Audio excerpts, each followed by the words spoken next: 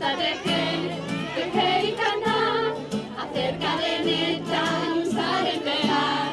Nuestro árbol llega en Navidad. Sintiendo al tejer la vida pasar, los niños también jugando verán que nuestro árbol llega en Navidad. ¡Niños! La vida nos regala momentos para dar, vueltas de campana y volvemos a llegar. Nos gusta tejer y cantar.